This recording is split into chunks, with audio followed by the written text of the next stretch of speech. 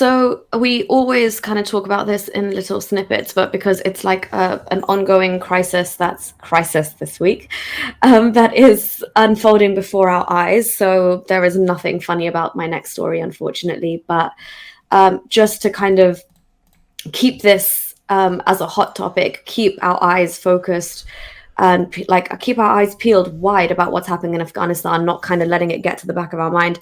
I just want to share a story again, and this is a bit of a dig at my country because they need to do their bit. So more than half of Afghans left behind after working with UK forces are still trapped and fearing for their lives. Warning, thousands of eligible Afghans are still trapped as ex-interpreters say they will be killed. Will be killed. There's no doubt about that at this stage. So I just want to give you guys some insight into what they're facing at the moment and why they're in the situation that they're in, and how the UK hasn't delivered on its promises. So more than half the Afghans who were left behind after being promised sanctuary in the UK for working with British forces are still stuck in the country 4 months on, with many living in fear of their lives, it has emerged. UK ministers have been accused of trying to move on from commitments they made to relocate interpreters and other local staff who assisted British efforts in Afghanistan before the government and military fell to the Taliban in August. Thousands of Afghans are said to be living in fear of death in the country, despite being eligible for resettlement in the UK under the Afghan Relocations and Assistance Policy scheme that was set up to transfer those who helped the British military to safety in Britain. Former interpreters have told The Independent they are in hiding with their families because the Taliban is searching for them. So these guys are actively being hunted down. It comes after Western states acknowledged earlier this month that the Taliban had been carrying out targeted killings of former members of Afghan security forces. Last month, a report by Human Rights Watch documented in just one investigation more than 100 killings of ex-government and military officials. While hundreds of former UK staff and their family members were transferred to Britain during the UK's mass evacuation of Kabul in August, known as Operation Pitting, it later emerged that 311 had been left behind. 311, yeah, that's the conservative figure of just these people we're talking about in this article. So there's plenty more. In September, Boris Johnson said the government would do absolutely everything. All right, Boris. It could to ensure that those people get the safe passage that they deserve. So have they? No. Foreign Office Minister James Cleverly has now confirmed in a parliamentary written question response that of the 311, more than half, 167, remain trapped in Afghanistan, with 99 now in the UK and 45 in third countries. Former Defence Minister Johnny Mercer told The Independent the true number of Afghans eligible under the ARAP scheme who are still trapped in the country would be considerably higher. We have left thousands behind, not 167. Those are simply the ones who had a response to the ARAP program. Those figures are simply the number who were called forward but didn't make it to the airport. The point is, the ARAP program was so ineffective, the thousands of people who we should have rescued didn't even get a response from them.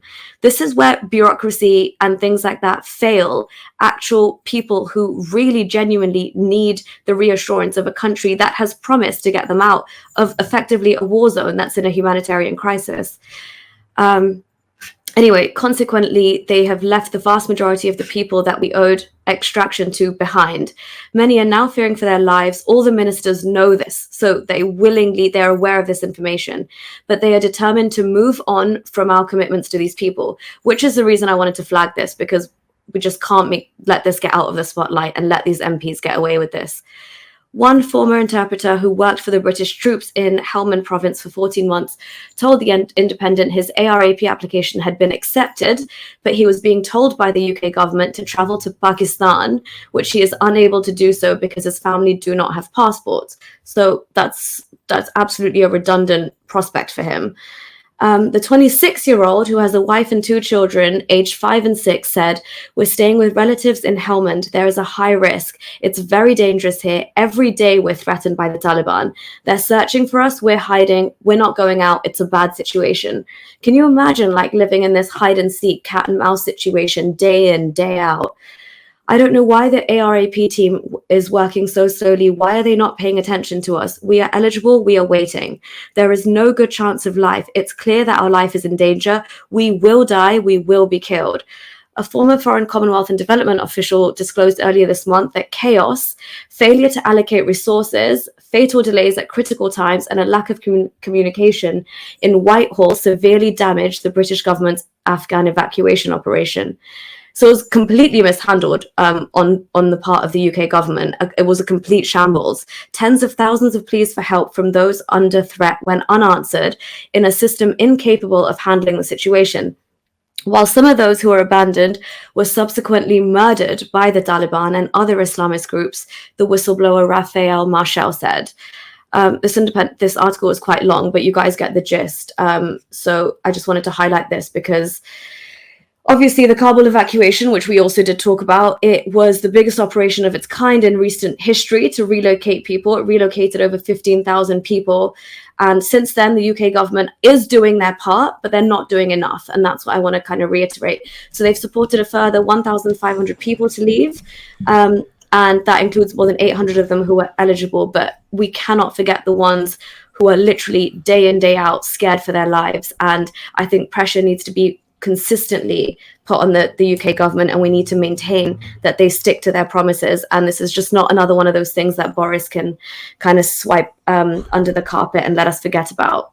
These people deserve the right to come here and start again. This whole stream Really, is pretty that? much me saying the ones who work Let's for just. who. Oh, sorry. Sorry. Are you done with that? Yeah. Go on. What are you I saying? just want to discuss the elephant in the room. So Go on. obviously, whatever is happening to them and them being punished for helping the allied forces, and then because of that, them getting killed, sends a very, very bad signal to everyone else that it doesn't pay to stand with the West because they're going to abandon you. So that let's just get it out of the way. The second thing is, we already know a lot of people, and we've also covered quite a lot of stories where some people actually did come to manage to come to the UK and the United States, and thousands of people. Because there was such chaos there at the Kabul airport that nobody knew who got through, whether they were pro-Taliban or anti-Taliban, or they were just economic migrants. Well, anyone would be, I think, and which is fair enough as well. If I was living in Afghanistan as well, whether I'm a Muslim or not, I don't care. I'm getting out of there because I don't want to live in the 7th century, basically. But the question here arises, and I think you've spoken about it before, but I think in light of this article, we probably need to clarify our thoughts.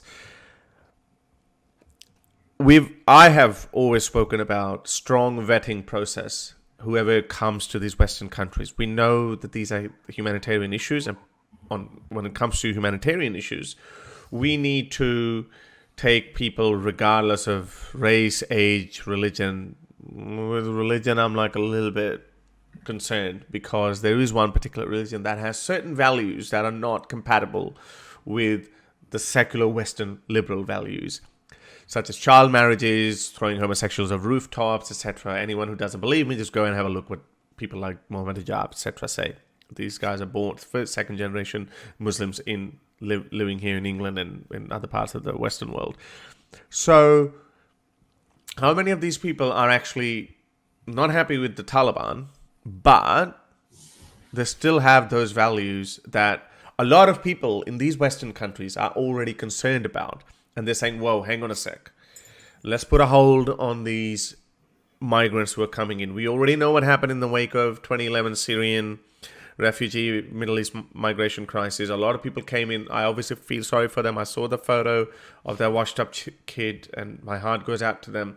That's all fine. But again, there's one thing, and the survival of the whole civilization rests upon that, is that if we want to live together, then we have to find a common ground, and it's common values that you and I can believe in, which is freedom of religion and freedom from religion. Are these people who are we letting in believe in that? There's another news story that I was just reading. Again, Okay, I probably shouldn't mention because then people will say, "Oh, isolated incident," but there are known issues. The number is in thousands. We've quoted studies from Sweden, Belgium, France. These numbers are going high, and I just shared that Muslim prison population in the United States Muslims represent 9.4% of prison population in the United States when they only make up 0.6% of the entire population. Every other denomination, Hindu, Sikhs, are on par with the actual thing. So, do you think it's okay to be concerned about that? And what are your thoughts on that? Whether we should, we shouldn't just like, I feel sorry for these people, but there should be one more layer of before we take people in.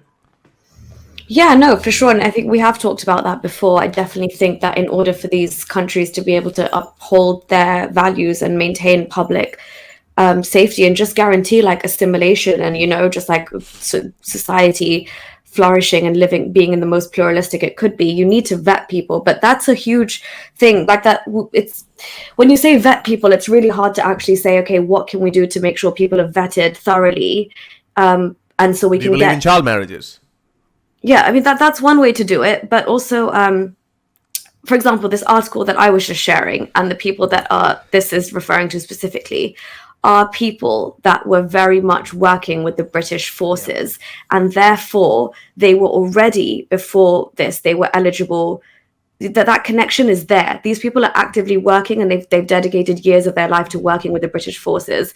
So I think what you're referring to are more of like, say, like fresh new refugee applicants of, let's say, just a regular Afghan family who had no affiliation either side. And so we have no idea what they believe in. But these people, I think the ones in this article that this is specifically referring to, have such strong connections with the British forces. They were already eligible for relocation. And I think, obviously, if you're working for the British forces, unless you're doing some next level Dakia scheme, the British forces would have already kind of like vetted you and prepped you. You're working with them. You're giving them information. You're trying to establish a new country with their help, which is actively against the kind of regime that's just taken over. So I don't think that same level of vetting applies to these people who are already promised that they should have the right to come here. And I think that's why the UK government should follow up on this regardless.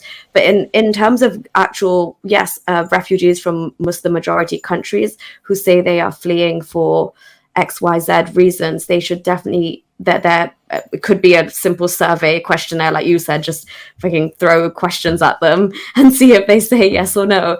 It could be as simple as that. It could be more complicated. You just don't want it to be so heavily skewed towards religious discrimination of one group against another. So it has to be a very kind of across the board set of parameters that you put everybody into that same process. But yeah, I think these people in this article definitely were like in cahoots with the British forces, so much so that for me, in my eyes, they're one of that. Let's say, imagine it as an organization, they're part and parcel of that. They're not fresh applications where we have no idea what these people and their families and what kind of mentality they harbor, or whether they're Taliban sympathizers. That just wasn't at play to me in this article as much. But I completely agree with you in the other sense. Right. To help me produce more videos like these, support me on Patreon or PayPal.